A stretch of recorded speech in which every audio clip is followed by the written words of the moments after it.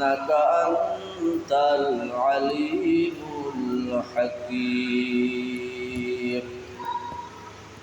الحمد لله رب العالمين সমস্ত প্রশংসা আল্লাহ তাআলার যিনি আমাদের তার হুকুম আদায় করার জন্য তার সর্বশক্ত বিধান করেছেন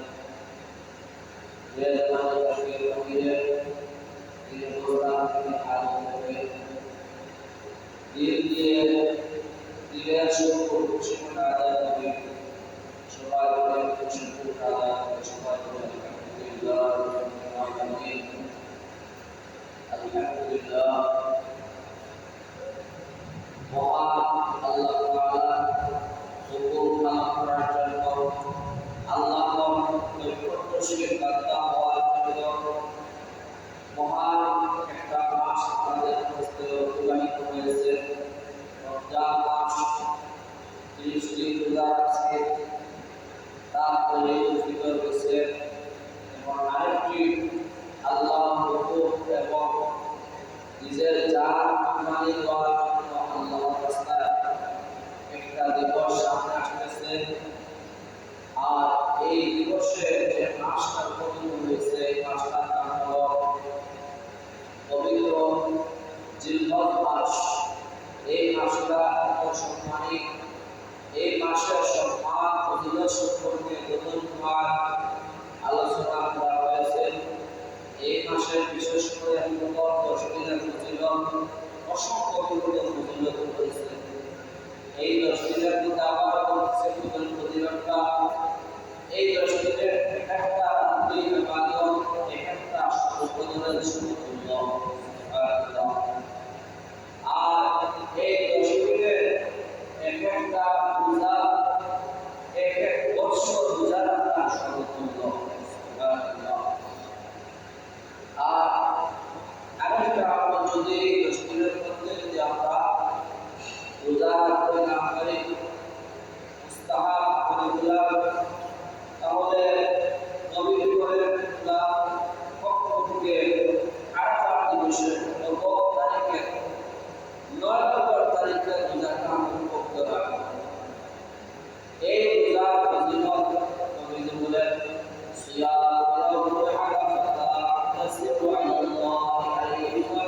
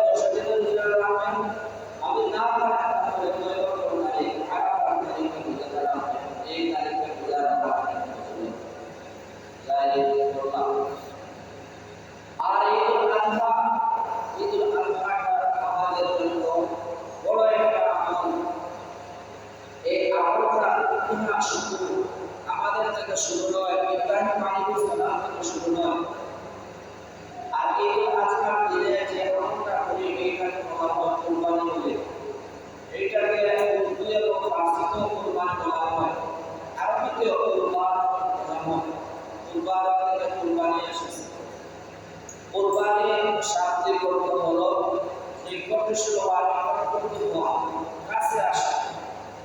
আল্লাহ তাআলা সন্তুষ্টি লাভের জন্য নিজের জাগার মধ্যে মালকে কুরবানি দেওয়া বলা হয়, কুরবানি শান্তি করতে। পারিভাষিক অর্থ বলা হয় আল কুরবান মা ইউতাকাল্লামু বিহি ইলাল্লাহ তাআলা মিন যাবিহাতিন ওয়া গায়রিহা। কুরবানি হলো আল্লাহ তাআলার নিকট লাভ করার জন্য একটা বড় গুরুত্বপূর্ণ আমল। আল্লাহর রাস্তায় যাকে যাদের বন্দা মালকে কুরবানি করা করলেন অনেক আমল করা। এইটা আমাদের ব্যবহারিক শব্দের মধ্যে যদি বলা হয় তাহলে বলা হয় এই কুরবানিটা নির্দিষ্ট ব্যক্তি, নির্দিষ্ট তারিখ, নির্দিষ্ট জিনিসের মধ্যে সময়ের মধ্যে যেটা নাম হলো কুরবানি। আর এই কুরবানি শুধু ইব্রাহিম খলিল থেকে আসে নাই, দুনিয়ার প্রথম মানব হযরত আদম আলাইহিস সালাম থেকে এসেছে। পূর্বের যুগের মানুষের জন্য আল্লাহ তাআলা কুরবানি কাউকে ফরজ করেছেন, কাউকে ওয়াজিব করে দিয়েছেন, বিভিন্ন রকমের আমল ছিল। আল্লাহ তাআলা বলেন ওয়ালিকুল্লি উম্মাতিন জাআলনা মানসাকান লিয়াযকুরু ইসমাল্লাহি আলা মা রাযাকাহুম মিন বাহিমাতিল আনআম। আমি প্রত্যেক জাতির জন্য এই কুরবানিকে আমি বানিয়ে দিয়েছি, কুরবানির বিধান করে দিয়েছি, যাতে করে আল্লাহর নাম স্মরণ করে তাদের চতুষ্পদ জন্তু থেকে তারা আহার করতে পারে। ইলাহুকুম ইলাহুন ওয়াহিদ, এবং তাদের যদি মাবুদ কেউ হয় তাকে তিনি বলেন একক আল্লাহ তাআলা। ওয়ালাহু আসলিমু, তারা আল্লাহর কাছে আত্মসমর্পণ করে তাদের জান কুরবান করে দেন। ওয়াবাশশিরিল মুহসিনিন, তাদের সম্পর্কে নবীজিভাবে তাদেরকে আপনার সুসংবাদ দেন। এই সমস্ত নেককার আল্লাহর বান্দাদের জন্য যারা তাদের মনের মায়া নিষ্পালকে তারা আল্লাহর রাস্তায় কুরবানি করেন। এই হলো দুনিয়ার সব যুগের মানুষের উপরে বিভিন্ন আকারের কুরবানি ছিল। প্রথম মানবের কুরবানি হলো আল্লাহ তাআলা আয়াতের মধ্যে হযরত আদম আলাইহিস সালামের দুই সন্তানের কথা উল্লেখ করে তিনি বলেন ওয়াতু আলাইহিম কামা আবনাই আদম বিল হাক্কি তাওয়াবা কুরবানান ফাতুকুবিলা মিন আহাদিহিমা ওয়া lam yutaqabbal মিনাল আখার ক্বালা লা'aqতুলান্নাকা ক্বালা ইন্নামা ইয়াতাকাব্বালুল্লাহু মিনাল মুত্তাকিন। আমার আল্লাহ বলেন হে নবী, আপনি স্মরণ করেন আদম আলাইহিস সালামের দুই সন্তানের কথা। আদম আলাইহিস সালামের প্রথম দুই সন্তান ছিলেন, একজন ছিল কাবিল, প্রথম জোড়ার সন্তান, দ্বিতীয় জোড়ার সন্তান ছিল হাবিল, নেককার ছিলেন। তাদের সম্পর্কে আল্লাহ তাআলা বলেন আমি তাদের সম্পর্ক বলেন তারা দুনিয়াতে সর্বপ্রথম কুরবানি দিয়েছিল। কুরবানি তারা একটা কুরবানি ছিল নারী নিয়ে, মহিলা নিয়ে, অর্থাৎ আদম আলাইহিস সালামের সমগ্র মানুষ যেহেতু আল্লাহ তাআলা জোড়া জোড়া এক এক বছর এক এক জোড়া করে সন্তান দিতেন, একটা ছেলে একটা মেয়ে। যেহেতু দুনিয়াতে কোনো মানুষ ছিল না, এজন্য বংশ বিস্তারের জন্য আল্লাহ তাআলা যেহেতু এক জোড়ার সাথে বিবাহ আল্লাহ বিধান ছিল না, আল্লাহ তাআলা বিধান করে দিয়েছিলেন এক জোড়া সন্তানের সাথে অন্য জোড়া মেয়ের বিবাহ দেওয়ার জন্য। এই ঘটনার প্রেক্ষিতে আদম আলাইহিস সালামের দুই সন্তানের জন্য দুই জোড়া থেকে দুই জোড়া মেয়ের সন্তানকে বিবাহের জন্য নির্ধারণ করা হলো। কিন্তু আদম আলাইহিস সালামের প্রথম সন্তান কাবিল মানে নাই, সে বলে না আমার সাথে যে জগৎ হয়েছে সে সুন্দর ছিল, তাকে বিবাহ করব। পিতার গোলাম মান্য করে আল্লাহর হুকুম মান্য করার কারণে আল্লাহর কাছ থেকে হুকুম আসলো তাহলে তারা কুরবানি করো। দুই জায়গায় কুরবানি করলো।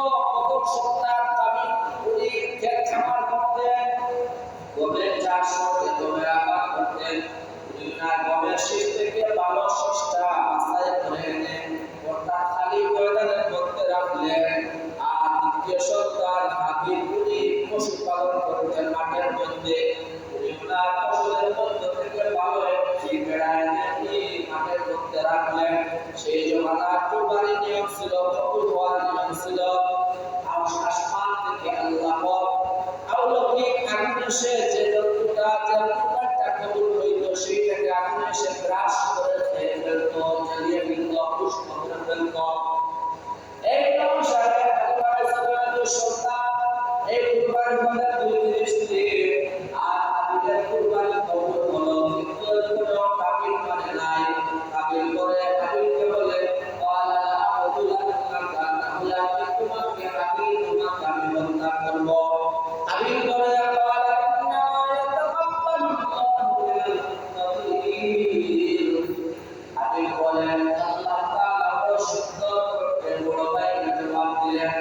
বড় ভাইকে বললেন আমার ভাই আল্লাহ তাআলা মুত্তাকিনদের কাদের এই কুরবানিকে কবুল করেন। তুমিও তোমার অবস্থার উপরে তুমি ধৈর্য ধারণ করো, তোমাকেও কবুল করবে। কিন্তু কাবিল সে ধৈর্য ধারণ করতে না পারার দরুন সে ফেলে গেছিল। এই থেকে শুরু হয়েছিল কুরবানি। যুগে যুগে আল্লাহ তাআলা বিভিন্ন নবী রাসূলদেরকে এরকম কুরবানি দিবার বিধান দিয়েছিলেন। আমাদের আদি পিতা আমাদের বাবা হযরত ইব্রাহিম আলাইহিস সালাম আমাদের পিতা বাবা বানিয়েছেন। মিল্লাত আবিকুম ইব্রাহিম ওয়া সাল্লাল্লাহু মুসলিমিন। ইব্রাহিম আলাইহিস সালাম জীবনে আল্লাহকে পাওয়ার জন্য অনেক কঠিন কঠিন পরীক্ষা দিয়েছিলেন। এর মধ্যে ছিল নমরুদের আগুনের পরীক্ষা। আগুনের মধ্যে ইব্রাহিম আলাইহিস সালাম প্রায় 40 দিন ছিলেন। ঈমানের পরীক্ষা দিয়েছিলেন। আগুনকে ভয় পান নাই, আল্লাহকে ভয় পেয়েছিলেন। দুনিয়াকে মহব্বত করেন নাই, আল্লাহকে মহব্বত করেছিলেন। এজন্য ইব্রাহিম আলাইহিস সালামের বিভিন্ন সময় বিভিন্ন পরীক্ষা দিয়েছিলেন, উত্তীর্ণ হয়েছিলেন। এজন্য বলা হয় সিদ্দিক খলিল বিহি ইশফাআ জাবরা হুসাইন বিহি ইশফাআ মারাকায় জুদে ওয়াদাফান বিহি ইশফাআ আতিহি হাজত ইব্রাহিম কাইমান করদা আকবর সিদ্দি হায়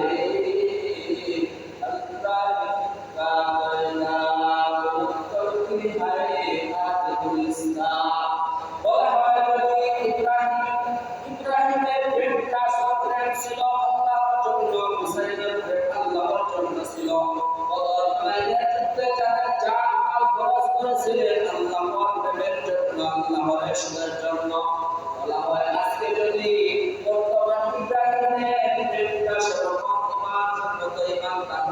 মুসলমানের মধ্যে ইব্রাহিম যেরকম আল্লাহর বান্দা থেকেও তিনি ফুলের বাগানে 40 দিন বসবাস করেছিলেন। আজকের মুসলমান বাড়ি পাইতো না, ফুলের বাগানের মধ্যে জান্নাতের বাগানের মধ্যে তারা বসবাস করত দুনিয়ার মধ্যে। আজকে মুসলমানের ইমান বড় দুর্বল, নিজের মায়া জিনিসকে ত্যাগ করতে বড় দ্বিধাদ্বন্দ্ব থাকে, কুরবানি করতে বড় দ্বিধাদ্বন্দ্ব থাকে। যাই হোক ইব্রাহিম আলাইহিস সালাম আল্লাহ তাআলা আমাদের এই কুরবানির বিধানটা দিয়েছিলেন ইব্রাহিম আলাইহিস সালামের স্মরণে। ইব্রাহিম আলাইহিস সালামকে আল্লাহ তাআলা পুরা বয়সের সন্তান দান করেছিলেন, বৃদ্ধ বয়সের সন্তান দান করেছিলেন। আর এই অবস্থায় দোয়া করছিলেন রব্বি হাবলি মিনাস সালিহিন, ইয়া আল্লাহ আমাকে একটা নেককার সন্তান দান করেন। আমাদের সন্তান বড় সন্তান চাই, সন্তান পাই না। আমরা ডাক্তারের কাছে যাই, ও বাবার কাছে যাই, বাজারে যাই, বিভিন্ন রকমের আমরা স্বপ্ন দেখি, স্বপ্ন আমরা বাস্তবায়ন করে চাই সন্তান চলে যায় পাওয়ার জন্য।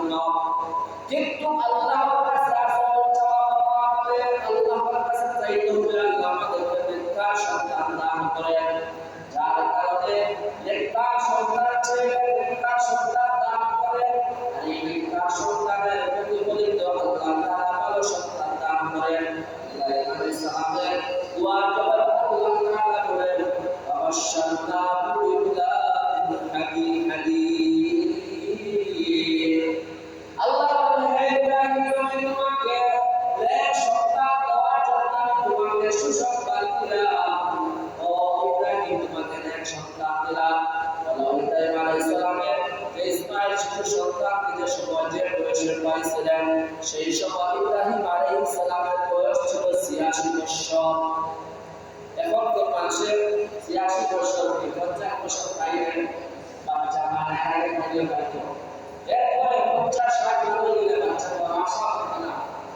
কিন্তু আল্লাহ তাআলা আল্লাহর মায়া বান্দার দোয়াকে কবুল করে বৃদ্ধ বয়সে সন্তান শিশু সন্তান ইসমাঈলকে দান করেছিলেন। ৯৯ বয়সে হযরত ইসহাক আলাইহিস সালামকে দান করেছিলেন। ইব্রাহিম আলাইহিস সালাম আল্লাহর কাছে দোয়া করেছিলেন, আলহামদুলিল্লাহিল্লাযী ওয়াহাবানি আলা কিবারি ইসমাঈল ওয়া ইসহাক ইন্না রাব্বী লাসামিউদ দুআ। সমস্ত প্রশংসা আল্লাহ তাআলার জন্য যিনি আমাকে বৃদ্ধ বয়সে ইসমাঈল এবং ইসহাককে দান করেছেন। আল্লাহর শুকর আদায় করেছেন। আমরা সন্তান হয়ে আমরা খুশি আনন্দ করি, কুকুর আমরা খবর দেই। আল্লাহর শুকর আদায় আমরা আমাদের জন্য আল্লাহ তাআলা আমাদের কাওয়াল দান করেছেন। এই বাচ্চা শুকর আদায় সকল বাচ্চার জন্য আমাদের কর্তব্য হলো যাতে করে আমাদের জন্য সন্তান জাতের কারণ হয়, নেক আওলাদ হয়। এইভাবে ইব্রাহিম আলাইহিস সালামের অনেক ঘটনা আছে। এক ঘটনার পরিচিতি পড়ে প্রথম স্ত্রী ছিলেন ইব্রাহিম আলাইহিস সালামের মতো সারা আলাইহিস সালাম।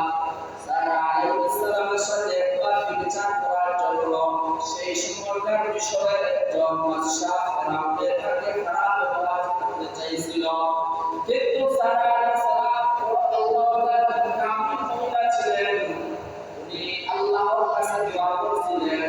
আল্লাহ তাআলা এই ফেরাউনের অত্যাচার থেকে বাঁচিয়েছিলেন।